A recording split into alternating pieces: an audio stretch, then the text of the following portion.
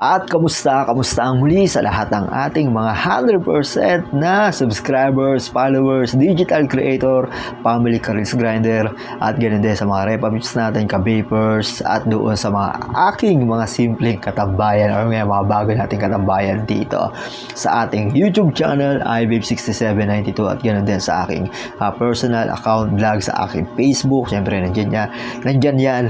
At huwag po niyong kakalimutan na mag-subscribe at mag-follow din sa aking account.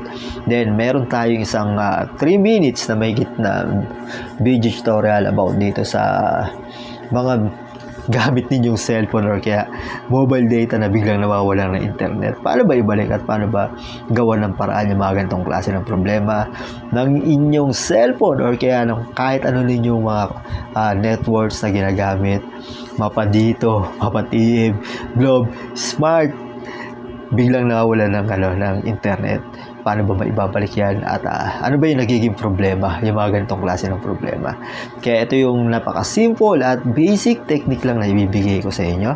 At syempre, pagka nagpa-load kayo, di ba, biglang nawawala na internet or kaya hindi na gumagana, kahit nabuksan nyo yung mobile data, pero pag kinonect naman ninyo sa inyong wifi connection, meron naman siya.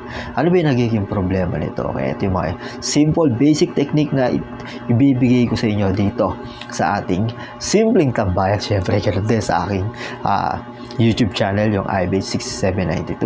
Kaya huwag po niyo kakalimutan yan. And don't skip that sa lahat ng mga video tutorial natin sa mga ganun din. At yung first step, kailangan ninyong mag-load para matest ninyo. Then, yung second step, kailangan nyo, kung ayaw talaga gumana, kailangan ninyong pumunta sa settings. Then, yung third step, kailangan nyo pumunta sa SIM card. Yan, pupunta kayo sa SIM card kahit anong gamit nyo ng connection or TM, Globe, or dito, Smart, yan. Pupuntahan lang po nyo yung settings ng SIM card. Once na nakapunta lang kayo sa settings ng SIM card, then, i-check po ninyo yung VPN. Tignan niyo kung naka-open or kaya na-reset or kaya na-delete ulit yung VPN internet settings ninyo ng inyong mobile data. Ganun lang, napakasimple lang. Then, i-connect lang po ninyo. Nandito yung ating tutorial kung paano gawin yun. At ibibigay ko na lang sa inyo. Follow na lang din po ninyo. Pwede kayong, ang napakasimpleng po nito, diskarte.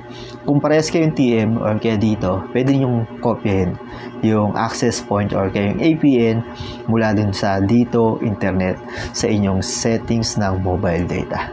Ganun lang po yung gagawin nyo. Napakasimple lang. Para bumalik yung data ninyo at magamit nyo po ulit. At maraming salamat muli. Sana patuloy nyo supportahan yung aking YouTube channel at syempre mag-follow sa aking account. God bless po para sa ating lahat.